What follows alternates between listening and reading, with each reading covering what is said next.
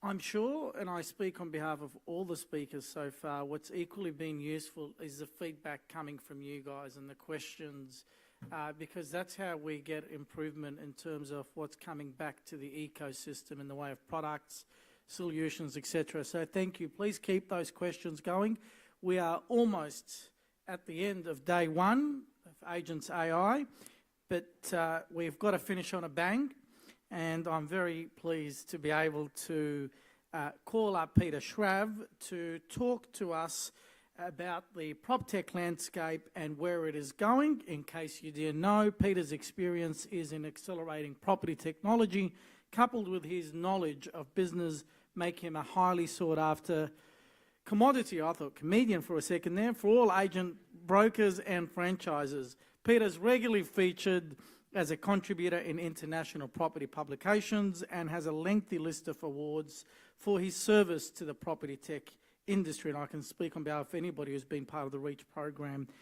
Peter is an integral part of many of the success stories around the prop techs in Australia and New Zealand.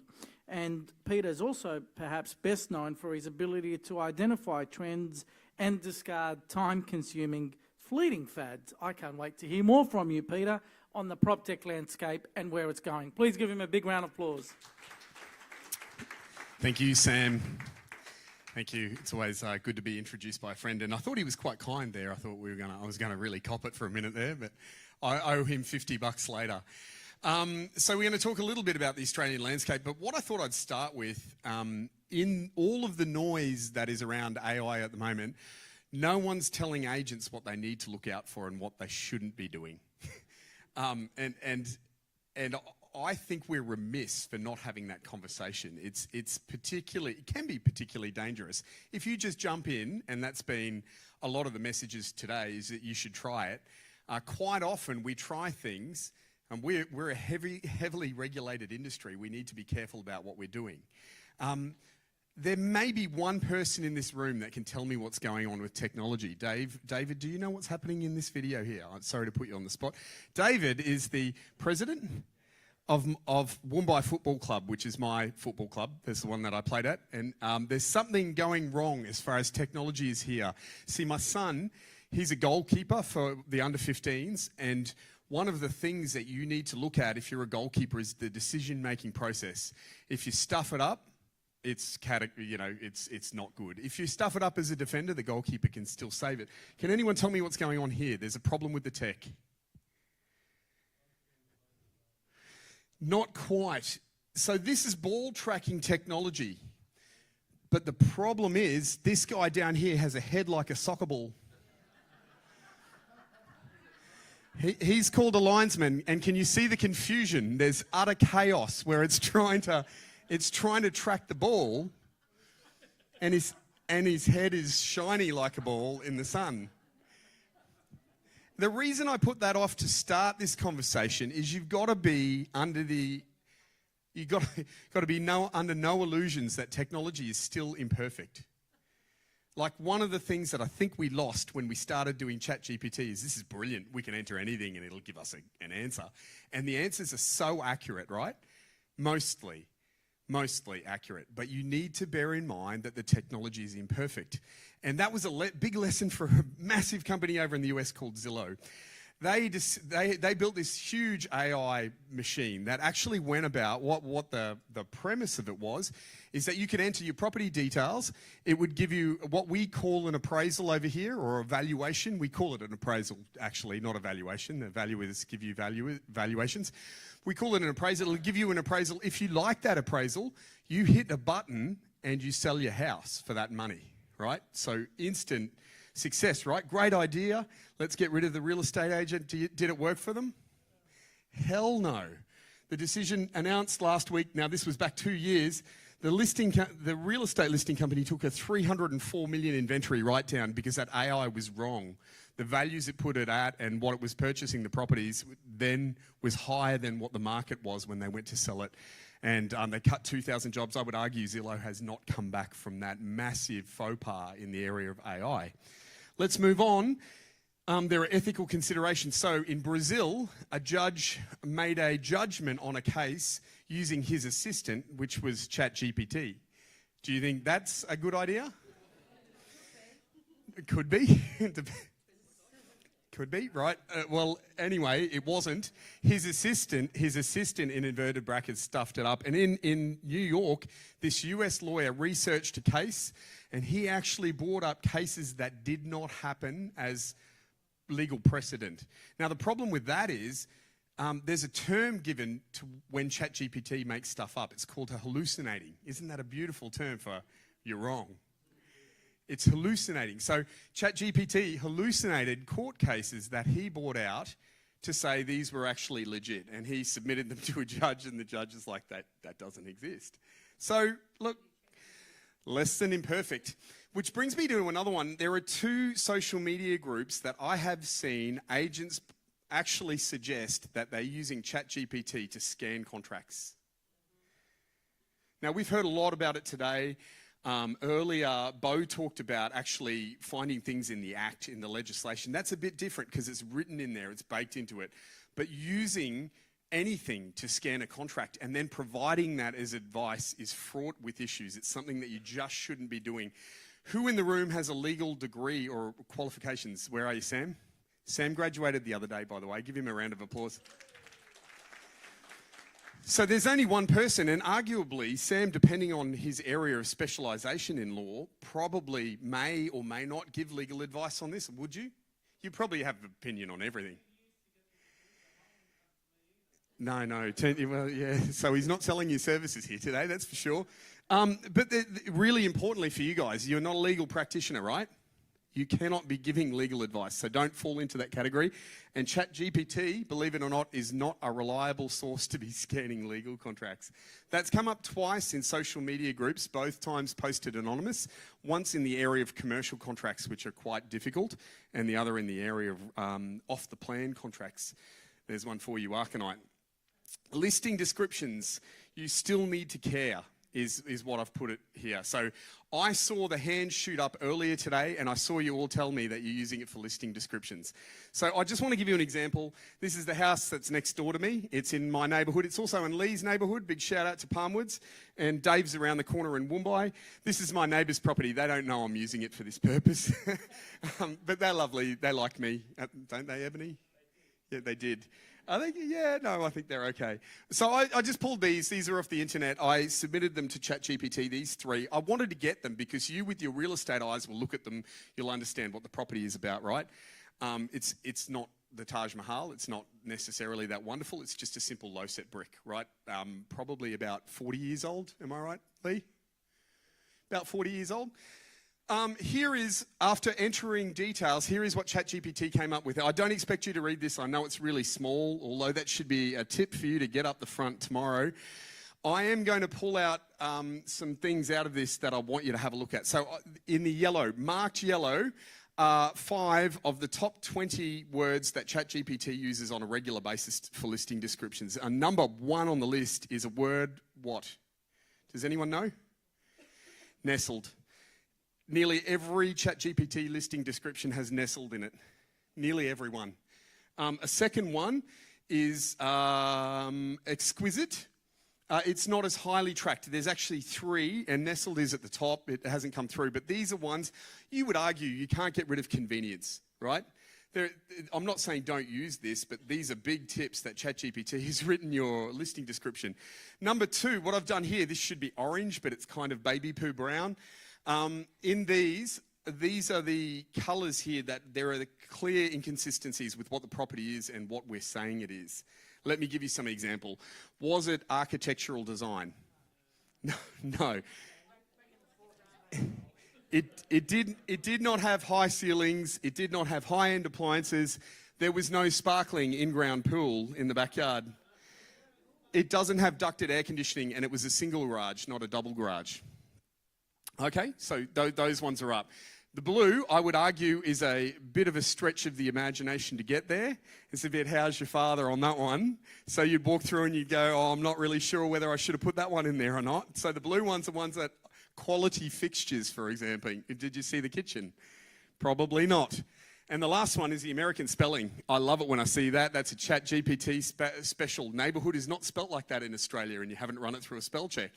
Okay, so looking at this, would this save me time? No. And now there are better ways of harnessing it for listing descriptions, and that all comes from using a prompt. But why I want to put this up there is even given data, even inputting data of what is going on actually at the listing, it has stuffed that up so spectacularly that I would have been better starting that off myself. And I want to put this up there because I think you need to understand that most of the AI that we're looking at the moment, especially around OpenAI and its use of ChatGPT, it's a starting point. It is not an end destination, and you still need to be checking it. But we're going to get there. Image editing, faster, cheaper, less human. I used to be responsible for quite a large image editing company. In fact, I think it's the largest in the world in the area of real estate by some way. And I'm all for non-humans doing this faster. So when I asked Dorlee, this is Dorlee, to declutter, it took out the light fittings. Now that is decluttering, but the thing is, and we all laugh at that, we can't really do that. And so image editing, when you say remove the sewage plant that's sitting behind the property, they're still going to smell it when they get there. There are things that you shouldn't be doing in image editing, and that's regardless of AI. But I think the point that I'm trying to make is AI won't discern those for you. That'll be something that you'll have to pick up. Let's move forward.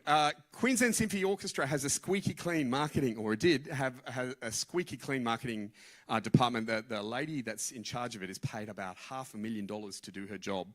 And there was obviously a discussion that went on at some point whereby they said, what we want to do is we want to put the orchestra in the audience for a night.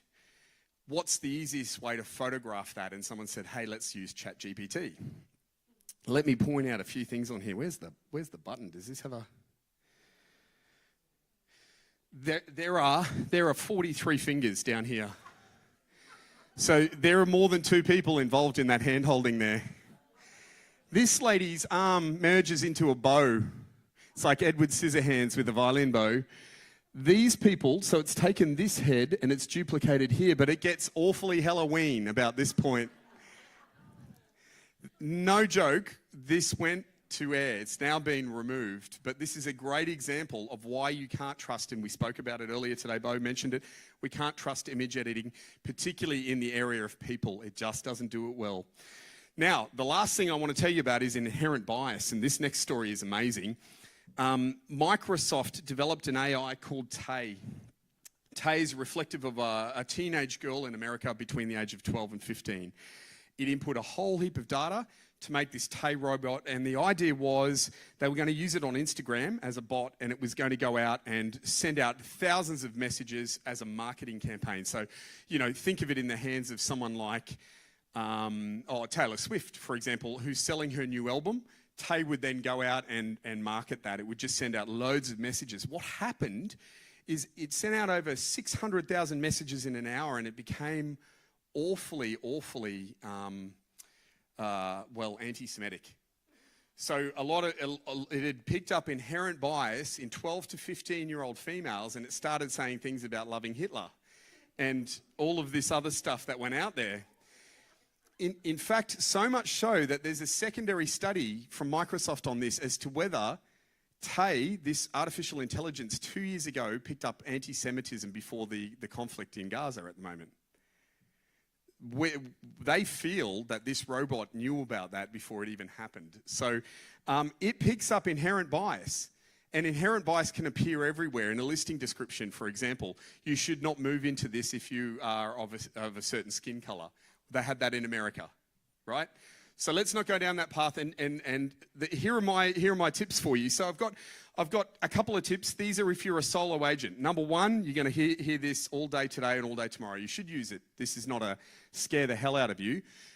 Number two is be accurate, right? Check it. check what it's doing. Number 3 is it should always be process driven. Bo spoke before about having a process that it was plugged into, and it was one part about that. John also, I know, is very big on that. And the last one is be value centric. Someone spoke about this earlier today.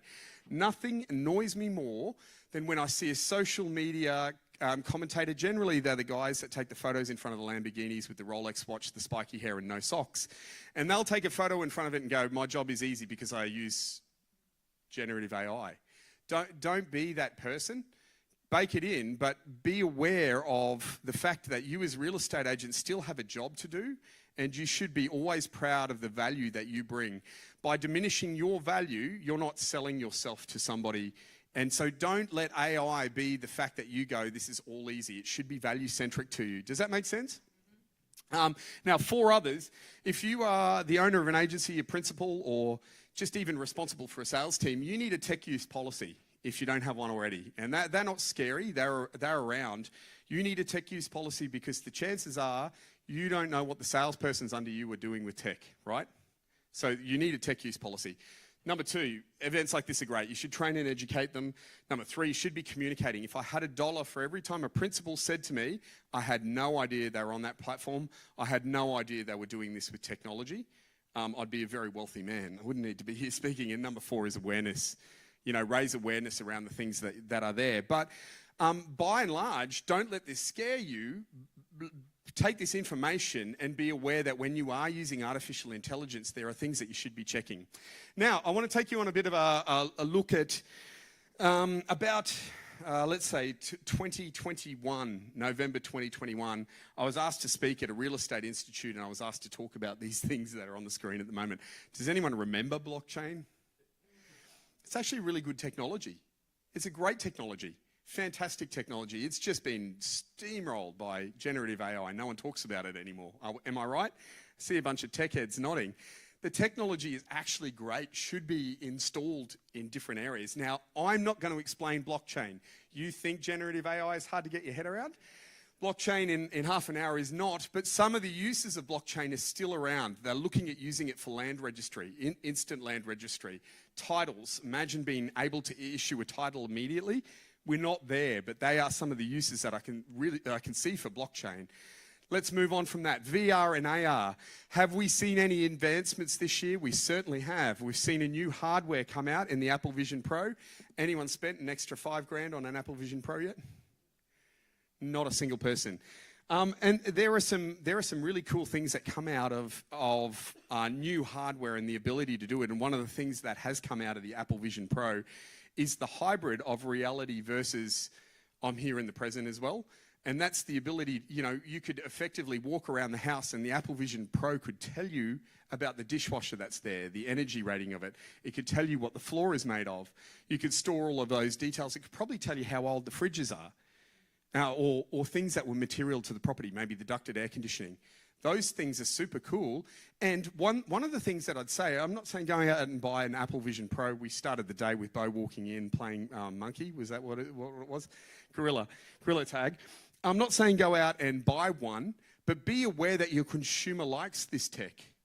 Your consumer actually wants immersive experiences. They want virtual tours. That we are so underbaked as far as virtual tours are done in Australia. We're still pretty good, but we're underdone. So image editing. In the area of image editing, here is a brand new artificial intelligence out of Singapore. It's not actually brand new. It's been out for 3 years. We invested in it this year. It's called PropTex. It does all of the things that other image editors do, but it doesn't involve humans. So let me give you an example of what it does. Here is, now I used to be in charge of the biggest virtual staging company in the world, and we did most of this manually, the largest portion of it. We could not do it in 13 seconds like this.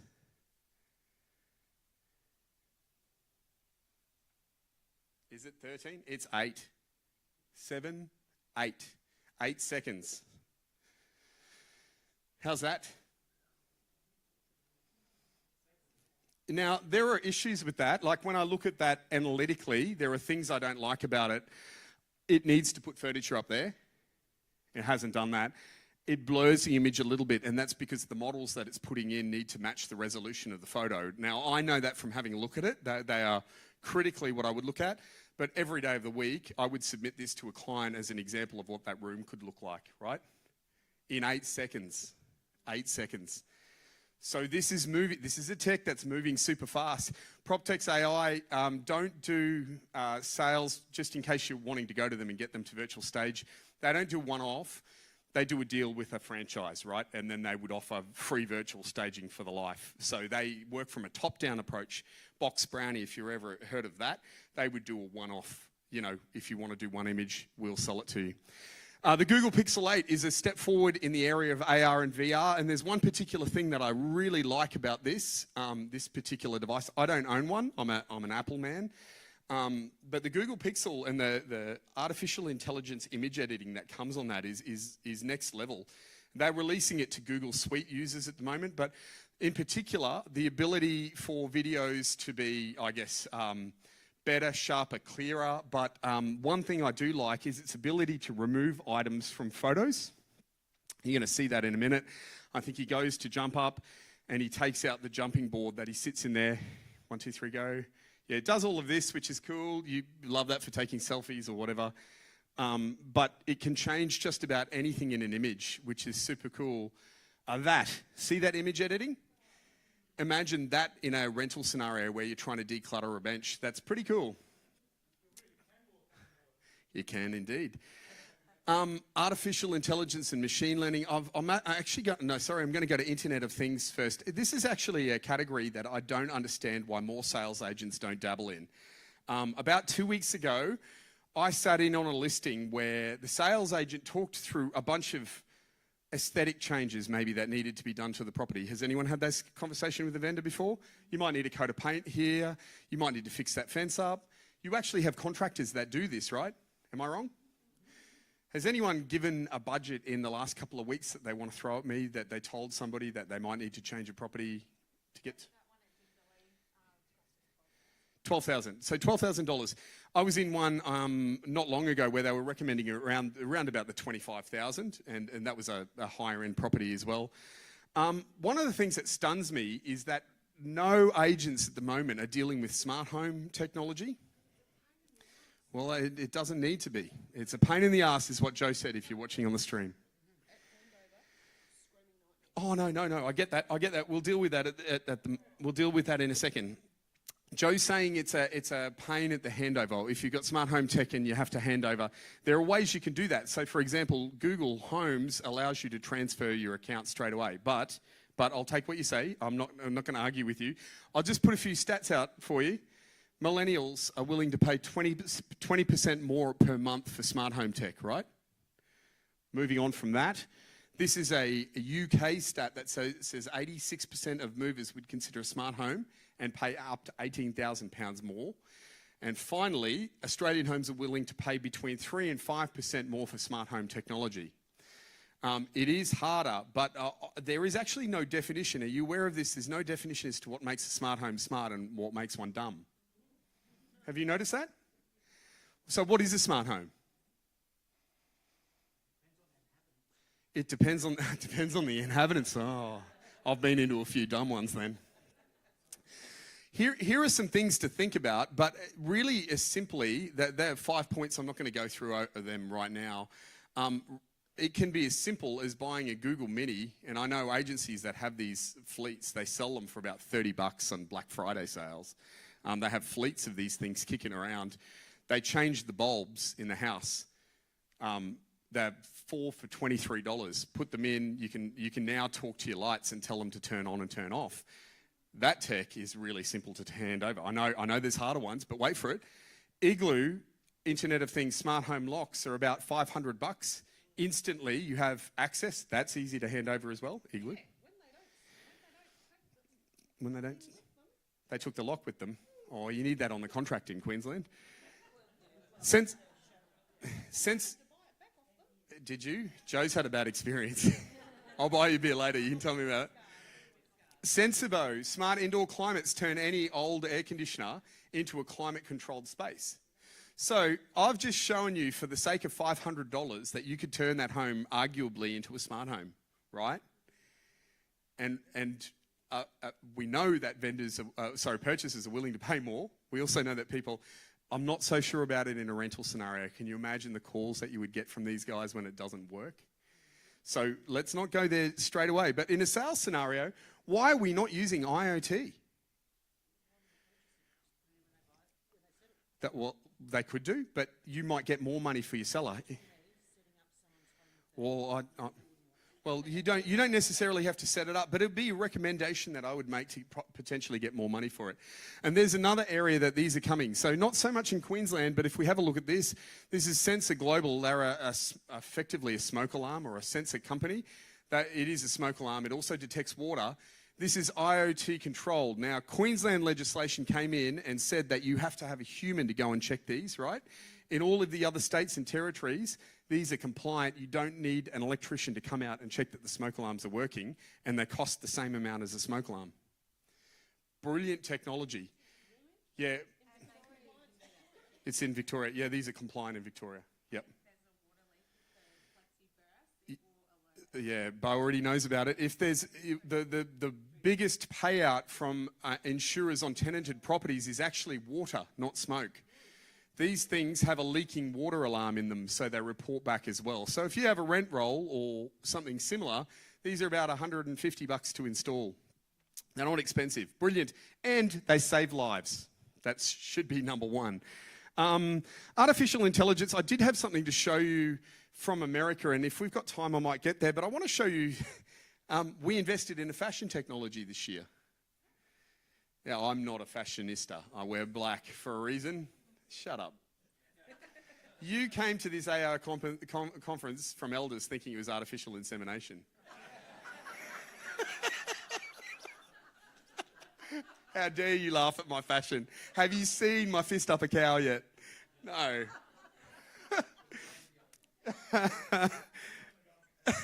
Yeah, I'm on the Gold Coast. I jest. Jace is actually top notch in the area of AI, so I should shut up now. Theodore are one of the ones that we signed, and it comes with this app called Pocket Tailor. Now, I'm sorry, I'm just going to add a disclaimer. This is for men only at the moment. They've got a women's product coming. But before I get there, I just want to show you what they do. So you download the app, you go there, you open the app. This is the Pocket Tailor. I hate going in and getting measured up for suits, right? I just hate it. It's not me. I even hate going and speaking to the lady at jean stores. Then this happens. Do we have audio on this? Sorry, I should have given you the heads up. This is the Pocket. Please wear the most form-fitting clothes like activewear or compression gear. Do not wear relaxed or loose-fitting clothing. Place your device vertically straight on a table. Step back approximately 6 feet until your full body is visible. Space your legs 1 foot apart. Raise both arms 45 degrees and your head upright. Now turn to your right, stand straight with your feet together and arms down by your side. Then you are done. So I've done this, it measured me up, and then I ordered a suit. And what does this have to do with property, I hear you saying? They actually have packages. These guys customize suits. They don't just give you a suit. So you could have Ray White inside, or EXP, or Century 21, or whatever it is. You could have your own brand on these suits. In fact, there are franchises that are giving these away to new agents they're trying to win over to get them suited out in a luxury suit fashion. So these guys have actually done deals with some of the major franchises in Australia. They're quite an exciting company because no one has to go out and measure them, right? And they have a perfect fit guarantee. So if it gets to you and it doesn't fit, you can send it back. Is that cool? I haven't got it yet. It's on its way. Sorry, I'll let you know. I have done this. If I'm not talking about it in 3 weeks, then it... But they've got a perfect fit guarantee, right? What am I worried about? If it doesn't work, I'll get another one done. That's Theodore. Now, one of the other things, because I don't have time and I really don't want to stop the flow of the afternoon. I realise it's been a big day. When I see artificial intelligence apps, I put them in one place, and I call that App Attack. There's a document in there that talks, I think it's got nearly 100 different forms of artificial intelligence that refer, and new technology. and it's got them sectionized. So we had a question from you earlier going, how do we know what technology applies to each place? I've categorized, I've given you a description of what they do, and you can just click on the link to go and have a look at where they are. Anyone looking at that document, can you tell me? I think there's 16 pages or so now. Yep, so these are all of the apps that I and my team have put together as we go around and we find different forms of artificial intelligence. There's a couple of blogs on the end there to go and have a look at if you're interested in furthering your knowledge. So, you know, it's not just about here, wham bam, have that. Have a look at what they're doing as well on there. The only other thing, has everyone finished taking a photo of me? Sam? I'll get in it if you want. Here. You're trying to correct it, of course you are. Everyone done? Last bid, last offer, all sold? Yes, we're done. Okay. If there's any questions you have, I'm hanging around for the 2 days. I'm really sorry you're going to see more of me tomorrow. If you've got any questions, feel free to come in and hit me up. If there's something I like, something I've said that you don't like, you can send me hate mail to that address or deliver it to my face. Always good with that. Does anyone have any questions about what I've talked about here today? Well done, you've answered them all. Great job, Peter. Please give him a big round of applause. Now, I've got to crack the whip because we've got a deadline. Thank you so much, Peter. Please give him a big round of applause. That was fantastic in terms of showcasing what's out there right from the start to the finish, and hopefully you've got a lot out of it. So thank you, Peter.